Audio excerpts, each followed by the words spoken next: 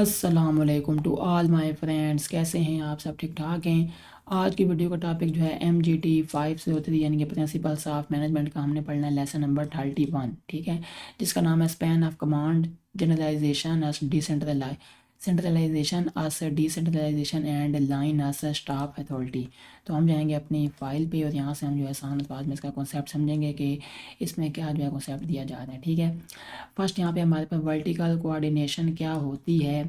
Vertical coordination का मतलब top management से लेकर मिडल और लोअर लेवल तक सबके काम को कनेक्ट करना ताकि ऑर्गेनाइजेशन के गोल्स अचीव हों, ठीक है। यानी बॉस से वर्कर तक लिंक स्ट्रॉन्ग हो, इसे हम क्या कहते हैं, वर्टिकल कोऑर्डिनेशन। नेक्स्ट हमारे पास आ गया फॉर्मलाइजेशन। फॉर्मलाइजेशन का मतलब है इनके rules, policies, procedures, job descriptions को लिखते रिटर्न फॉर्म में डिफ़ाइन करना, ठीक है। इन सब को जो है रिटर्न फॉर्म में जब डिफ़ाइन करेंगे तो उसे हम कहते हैं फॉर्मलाइजेशन। इसका फ़ायदा क्या होता है, यानी कि सेम डिसीजन बार बार नहीं लेना पड़ता, फेयरनेस होती है, कन्फ्यूजन कम होता है, ठीक है। नेक्स्ट आ जाते हैं इसके नुकसानात, यानी कि ज़्यादा फॉर्मलाइजेशन से सिस्टम स्लो हो जाता है, क्रिएटिविटी और इनोवेशन कम हो जाती है, चेंज एक्सेप्ट करना मुश्किल हो जाता है, ठीक है। नेक्स्ट आगे हम चलते हैं स्पैन ऑफ कमांड और span of control. Span of control का मतलब है यानी कि एक मैनेजर के अंडर कितने लोग डायरेक्टली रिपोर्ट करते हैं। मैनेजर के पास यानी कि ना ज़्यादा लोग हों ना बहुत कम लोग हों, ठीक है, ना बहुत ज़्यादा हों ना बहुत कम हों। रिसर्च के मुताबिक कोई परफेक्ट स्पैन नहीं होता, सिचुएशन पर डिपेंड करता है। वाइड स्पैन, बड़ा स्पैन तब पॉसिबल होता है जब यानी काम सिमिलर हो, एम्प्लॉयज़ कम्पिटेंट हों, प्रॉब्लम्स कम हों, एम्प्लॉयज़ पास पास कम करते हों, मैनेजर के पास असिस्टेंट्स हों, वर्क इंटरेस्टिंग हो, ठीक है। नेक्स्ट आगे हमारे पास आगे आ जाते हैं टाल एज फ्लैट स्ट्रक्चर। टाल स्ट्रक्चर यानी कि नैरो स्पैन ऑफ कंट्रोल, ज़्यादा मैनेजमेंट लेवल्स। प्रॉब्लम्स क्या होती हैं इसमें, कम्युनिकेशन स्लो होती है, डिसीजन मेकिंग स्लो, कॉस्ट ज़्यादा, जॉब्स बोरिंग, ठीक है। नेक्स्ट हमारे पास आगे आ जाता है फ्लैट स्ट्रक्चर यानी कि wide span of control, come management levels. Benefit क्या होते हैं, फास्ट डिसीजंस, बेटर कम्युनिकेशन और लेस कॉस्ट, ठीक है। नेक्स्ट हमारे पास आगे आ जाता है डाउन साइजिंग एंड रिस्ट्रक्चरिंग। यानी कि डाउन साइजिंग है मिडल मैनेजमेंट लेयर्स कम करना और वर्क फोर्स रिड्यूस करना। अगर अच्छा हो तो कॉस्ट कम, फास्ट डिसीजंस, इनोवेशन। अगर गलत हो तो यानी कि गुड एम्प्लॉयज़ चले जाते हैं, मोरल डाउन, प्रोडक्टिविटी कम, ठीक है। रिसर्च यानी कि ज़्यादा कंपनीज़ में मोरल कम हुआ। नेक्स्ट आगे आ जाता है रीस्ट्रक्चरिंग। ऑर्गेनाइजेशन स्ट्रक्चर में मेजर चेंज जैसे डिवीजन्स, बेचना, नई कंपनीज खरीदना। नेक्स्ट आगे आ जाता है सेंट्रलाइजेशन ऐसे डिसेंट्रलाइजेशन। सेंट्रलाइजेशन क्या होता है, पावर और अथॉरिटी टॉप मैनेजमेंट के पास होती है। फ़ायदे क्या होते हैं इसके, कोऑर्डिनेशन ईजी, एक्सपीरियंस्ड लोग डिसीजंस लेते हैं, स्ट्रॉन्ग लीडरशिप। नेक्स्ट है decentralisation, decision making lower levels को दी जाती है। इसके फ़ायदे क्या होते हैं, यानी कि decisions fast, employees motivated, top managers free हो जाते हैं, better local decisions. Decentralised best होती है जब जब ऑर्गेनाइजेशन लार्ज हो, टेक्नोलॉजी कम्प्लेक्स हो, इन्वायरमेंट अनसर्टन हो, ऑपरेशन जियोग्राफिकली स्प्रेड हो, ठीक है। नेक्स्ट आगे हमारे पास आ जाता है line staff authority. Line authority क्या होती है, डायरेक्ट अथॉरिटी जो चेन ऑफ कमांड फॉलो करती है। एग्जांपल क्या है, मैनेजर से आगे सुपरवाइज़र फिर आगे वर्कर, ठीक है। ये होती है यानी कि लाइन अथॉरिटीज हम कहते हैं। नेक्स्ट आगे होता है स्टाफ अथॉरिटी, स्पेशलिस्ट डिपार्टमेंट्स की अथॉरिटी यानी कि जैसे HR, लीगल, IT। स्टाफ लोग एडवाइस देते हैं, डायरेक्ट कमांड नहीं देते, ठीक है। कॉन्फ्लिक्ट यानी क्या होता है इसमें, स्टाफ लोग ज़्यादा पावर ले लेते हैं, लाइन मैनेजर रिस्पॉन्सिबिलिटी छोड़ देते हैं। सोल्यूशन क्या होता है इसका, अथॉरिटी क्लियर करना, टीम वर्क प्रमोट करना। नेक्स्ट आगे आ जाता है हॉरिजॉन्टल कोऑर्डिनेशन। सेम लेवल के डिपार्टमेंट्स के दरमियान कोऑर्डिनेशन यानी कि ज़्यादा हॉरिजॉन्टल कोऑर्डिनेशन तब चाहिए जब टेक्नोलॉजी कम्प्लेक्स हो, इन्वायरमेंट अनसर्टन हो, कंपनी ग्रो कर रही हो, ठीक है। फ़ायदे क्या होते हैं, innovation, new ideas, better problem solving.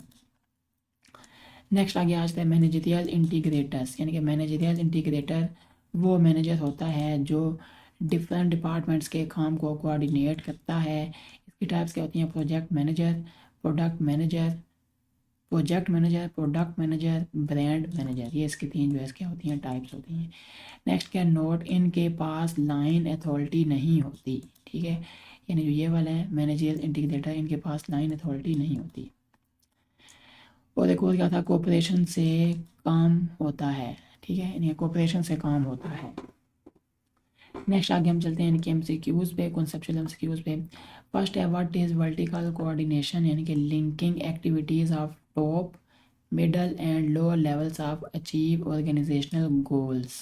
ठीक है, नेक्स्ट आ जाता है what is formalisation, the degree to which rules, policies and procedures are written and defined. तो वो क्या होता है? फॉर्मलाइजेशन। थर्ड सवाल है why do organisations need formalisation to avoid repeated decisions and reduce inequities. One disadvantage of high formalization is reduced creativity and slow response to change. Five सवाल है what is span of control, the number of subordinates reporting directly to a manager.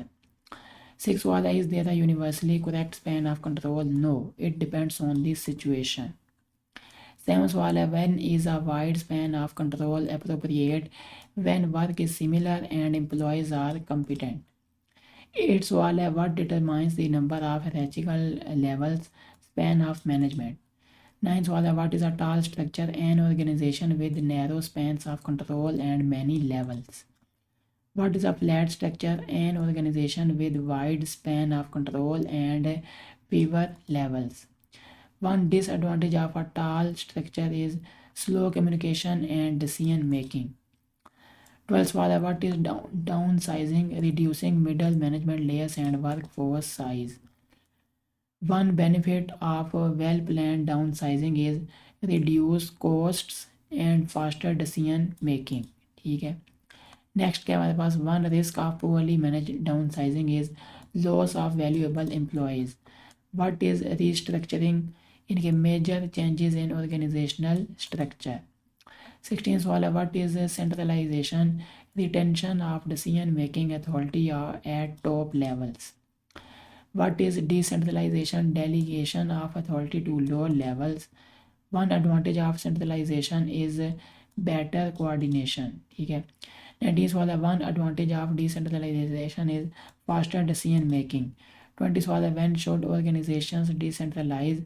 When the environment is uncertain and complex. 21 सवाल है what is line position, a position responsible for achieving organizational goals. What is a staff position, a position that provides specialized support and advice. Line authority, authority that follows the chain of command. What is a staff functional authority, authority related to specialized functions. One cause of line staff conflict is unclear authority boundaries. What is a horizontal coordination, coordination across departments at the same level. When does the need for horizontal coordination increase? When information processing needs increase. One benefit of horizontal coordination is promotion of innovation.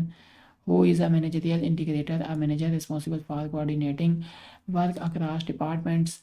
Do managerial integrators have line authority? No, they rely on cooperation.